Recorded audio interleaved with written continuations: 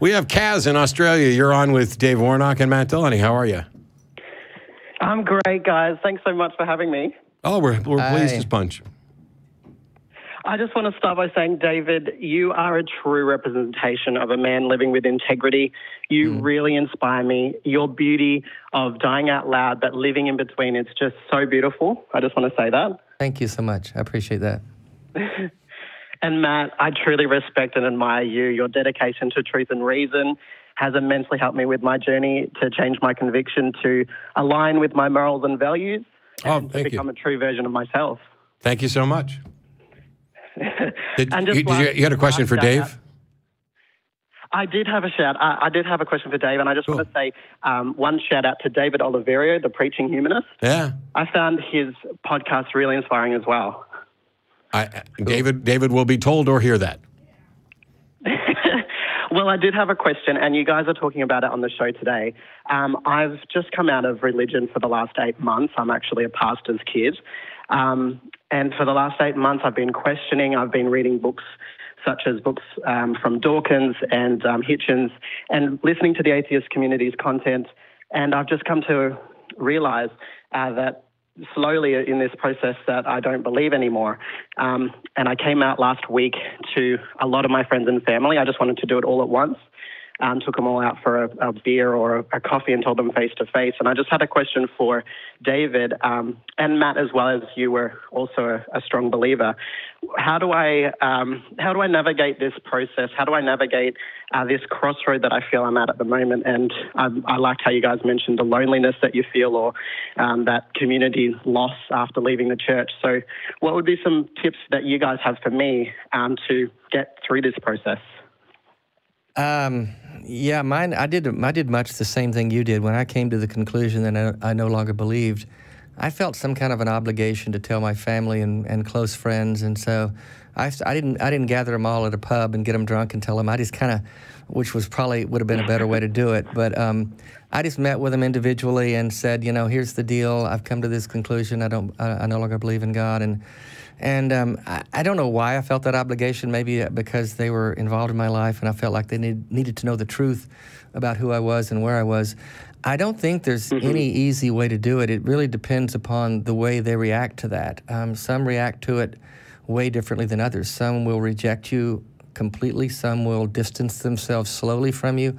Some, very few, I've found, but some will actually ask you questions about your process and how you came to your conclusions, and they'll be curious. But I found curiosity to be in short supply during that time. It was about 8 years ago for me. So it is, I don't know how, it is a very difficult time, and it's traumatic in many ways, and you lose a lot of things. You lose family, you lose friends. Some people are in jeopardy of losing jobs or business connections. There's a lot of different visceral reactions to people who knew you as a Christian, and now you tell them that you're no longer part of the tribe. For some reason, they take it personally. They take it like it's an affront to them that how dare you believe that. And I tried as gently as I could to say, it's not about you. This is just my process. This is the conclusion I came to. I'm not telling you you're an idiot for believing. I'm just telling you that I came to the end of I ran out of reasons to believe myself. And so I applaud you for coming out. I think it's the best thing in the long run, although it can be traumatic and painful to begin with. But I think in the long run, you'll be able to more quickly live an authentic and honest life around the people that you do life with. And that, to me, is the most important thing. Even though I grieve the loss of relationship, I've also gained relationships that I find to be much more substantive because they're based in a shared reality and a shared life experience that a lot of people just don't have. So it seems like you're doing it pretty well so far, Matt. Well, I don't have anything to add. Yeah, you're fine. I suppose that's really great that I did have some good responses from friends that were religious when I told them. and they took it really great. And they said, yeah, just keep questioning. But they did add the tagline at the end is, don't move, just wait on God. And I said, well, he's had 8 months to come forth, and he hasn't yet. So I just want to have one question maybe to Matt. If you could remember that experience, what was it like? I know that we talked about the relationships, but what was it like coming to terms with the relationship, the main relationship that you had with a God or with a dad in the sky? What was the process of realizing that that's not there anymore? And yeah, what did you use in that time? So the process of me finding my way out took at least like a year and a half from the time that I sat down and said, okay, I'm going to be the Christian preacher that God wants me to be, to holy crap, I don't believe this anymore, and now I guess I'm an atheist. The studying and stuff hasn't ever stopped because I'm an obsessive learner, and knowing these things and understanding it is kind of a hobby of mine anyway. My process was, I used my roommate as kind of like a test balloon.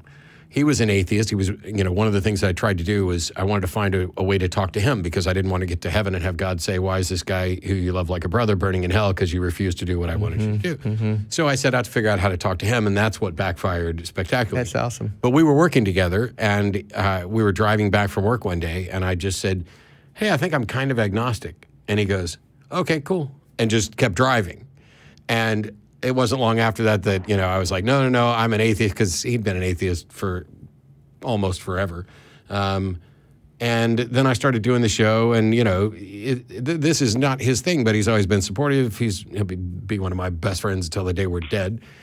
But that was kind of my test balloon. And then there were a few other things that happened because I'd been a skeptic for ages, but hadn't applied the skepticism to my religion. And so while I had been a fan of James Randi for ages, when he started talking about religion a little more, is around the same time that I found my way out. And oddly, Penn and Teller are the ones that made it comfortable for me to say I'm an atheist, because they were, I was huge fans of Penn and Teller, and they were just, oh, we're atheists. And I was like, holy crap, did you just say that? You can say that word out loud? And it's what changed my mind to be like, oh, yeah, it's okay now. And so one of the goals that I set for doing this show is, if nothing else, I mean, yes, we're going to interact with theists. We're going to have debates. You will hopefully learn something. You'll learn some better way to express what you already think, or maybe you'll come up with a better way and then email us, and then I'll have a better way to express those things. But one of the things is just, as others have put it, atheist normalcy. So as we produce more content, we're more interactive. One of my goals is to make sure that not only are we building a local community, but people who are watching the show are able to recognize, holy crap, I'm not alone. I'm not even alone in my town. And it's safe and okay for me to perhaps say this. Now, the truth is, it's not necessarily safe for everybody to say it. There are people who've lost their jobs, lost their families, been run out of towns in the United States, we're not talking about somewhere else, for publicly identifying as an atheist. The goal primarily for me for doing this show is to help change the world so that it is okay for everybody to come out and say, yep, I'm an atheist, deal with it. Yeah, to normalize it and make it okay, and not some wicked bad thing that you're a bad person because you don't believe in God. And to what Matt was saying, my process was as well about a year and a half of discovery and question and all that. And so when I came to the conclusion that I no longer believed, I didn't know anyone that I could go and talk to and say, hey, I'm an atheist, I don't believe anymore.